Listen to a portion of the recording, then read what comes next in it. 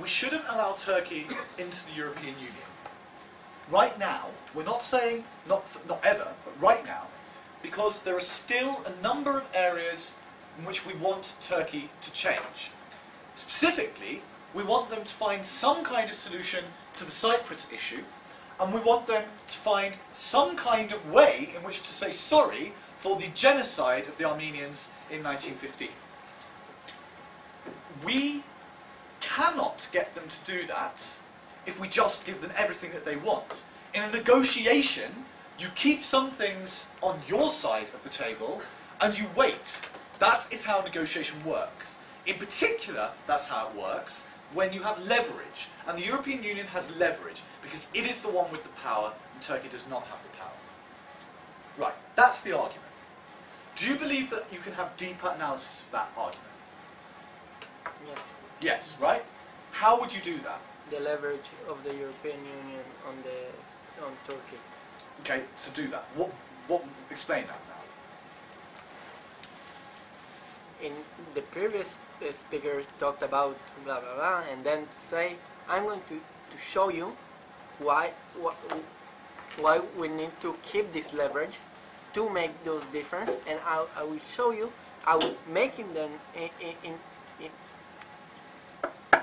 how to bring them to inside the European Union will make the leverage go away. So they won't change, won't do peace with Greece, etc. But that sounds remarkably like what I said. I understand, I think I get exactly what you want to do, and I agree with you if that's where you want to go. Do you want to jump in? I want to take it in a different direction and say that the previous speakers said about the fact that we need them to apologize for the genocide of the Armenians in 1915 and for the Cyprus issue.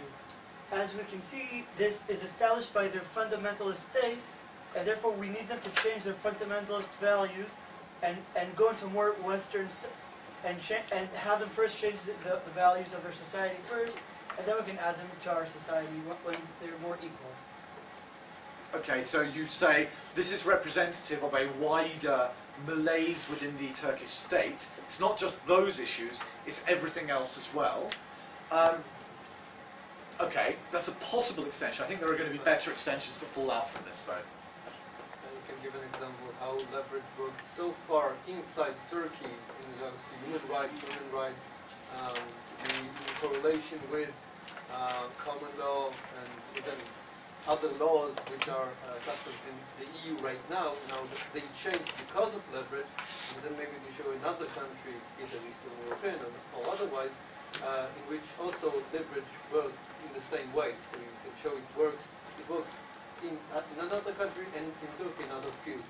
Yeah, I think, and that you can mix these two things together. So it's to say, are there words or concepts that were left unexplained? I did not really explain what leverage was in my exposition of that argument. How leverage works, where it's worked in the past, why it might work in the future if we keep Turkey hanging. By that, so to generalise that though, is to find processes, and leverage is essentially a process, and to actually go through each step of that very specifically and that's detailed analysis, right? You're saying, look, opposition have said, this, we will lose leverage. We want to unpack that because this is important. Turkey is a country that we want to change, right? Turkey has, and then you say, still problems with women's rights, still has problems with freedom of the press, still has problems with civil and military relations. In addition to that, we agree with first opposition that Armenia and Cyprus are issues. What's the question here is, how do you change a country? What are the processes by which that happens? We're going to analyse what happened in the immediate post-communist world and how we were able to change and transform those communist states into free market economies. We're also going to analyse the changes that have occurred in Turkey between 1980, probably 1992, and now, and show why that process isn't complete, but how it could be completed in the future, given previous experience. And then you go step by step through that story. Now, as a judge, I'm going to be more persuaded by the second of those, as opposed to my throwaway. Mine took about 1.5 minutes, right? My leverage argument. This leverage argument is going to take about 2.5 to 3 minutes. But in second proposition, I only have to really bring 2 arguments. I have, if I want to, 3 minutes with which to take this important part of their case and really build on it through process. So a step-by-step. Okay,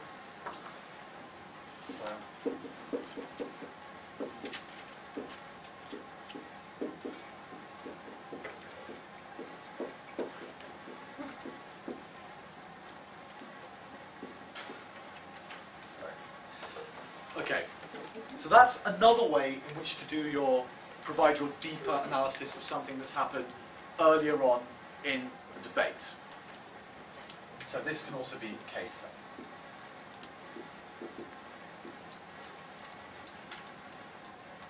If you've got process and if you've got evidence, the final way to do that, in my view, not the final way, but one way in which I'm going to give you advice, is to try to unpack something that was left asserted by somebody else.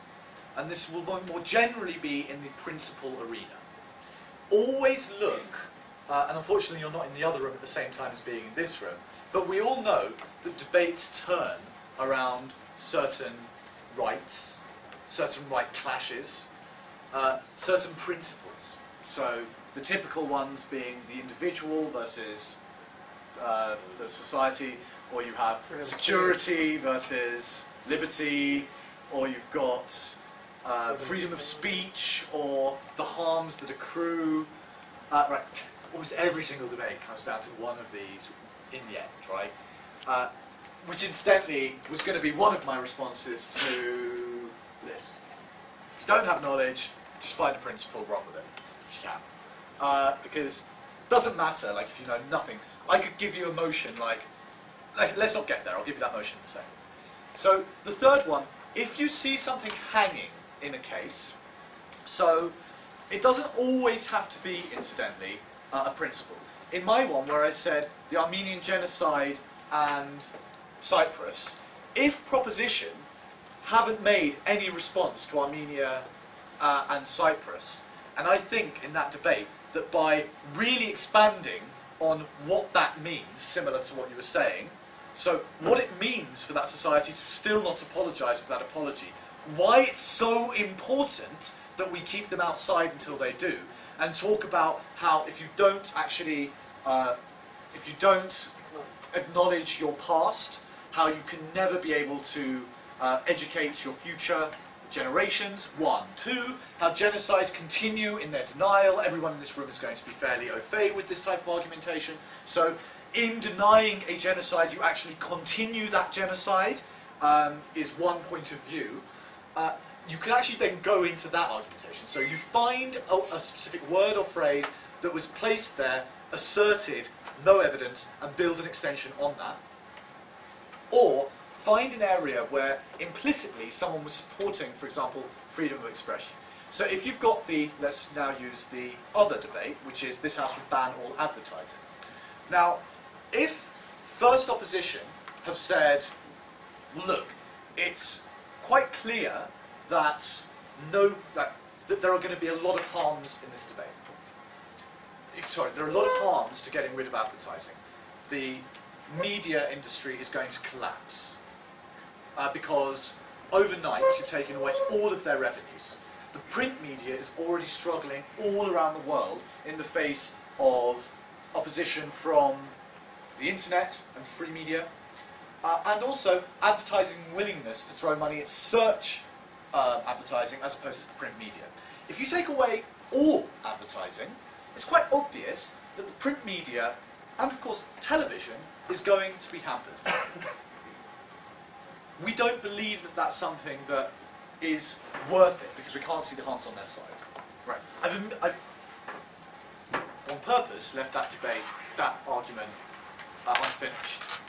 But that could quite reasonably, would you accept that as a judge, as an argument against banning all advertising? You should show that killing the media is inherently bad. Yeah.